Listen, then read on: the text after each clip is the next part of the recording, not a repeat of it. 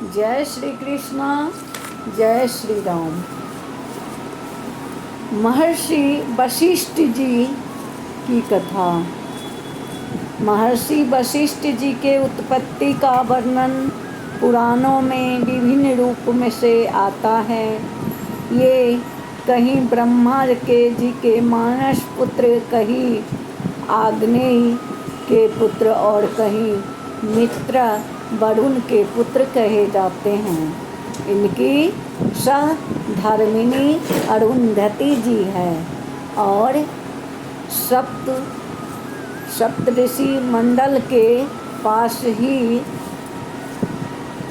अपने पति देवी की सेवा में लगी रहती है।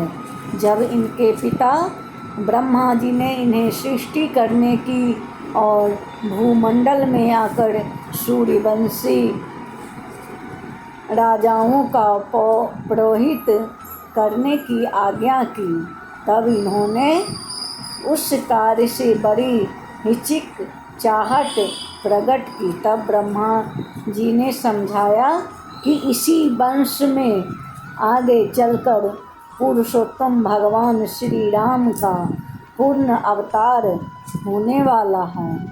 अतः इस निंदित कर्म के द्वारा भी तुम्हें बड़ी ऊंची गति प्राप्त होगी।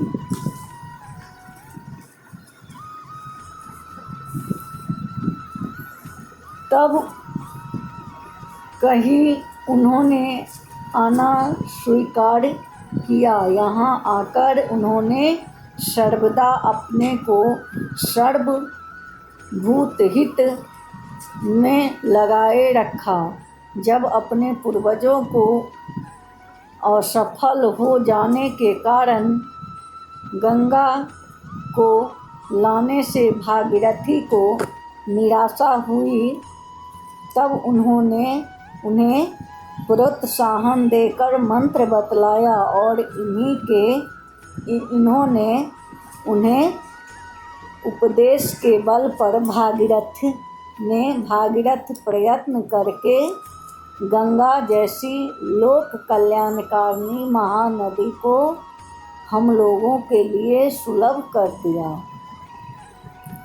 जब दिलीप संतानहीन होने के कारण अत्यंत दुखी हो रहे थे, तब उन्हें अपनी गौनंदिनी की सेवा विधि बात बताकर रघु जैसे पुत्र रत्न का दान किया। दशरथ की निराशा में आशा का संचार करने वाले यही महर्षि वशिष्ठ थे। इन्हीं के सम्मति से पुत्रोष्टिष्ट यज्ञ हुआ और फलस्वरूप भगवान श्री राम ने अवतार ग्रहण किया।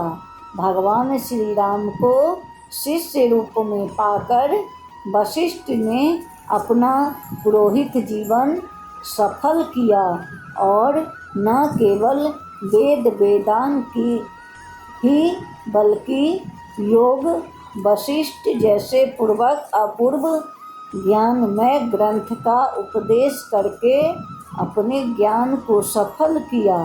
महर्षि वशिष्ठ क्षमा की तो मूर्ति ही थे। जब विश्वामित्र जी ने इनके 100 पुत्रों का संहार कर दिया, उस समय सामर्थ्य होने पर भी इन्होंने विश्वामित्र के किसी प्रकार के अनिष्ट का चिंतन नहीं किया, बल्कि अंतःकरण के क्षणिक शोकाकुल होने पर ये अपनी निर्लेपता और असंगता को नहीं भूले।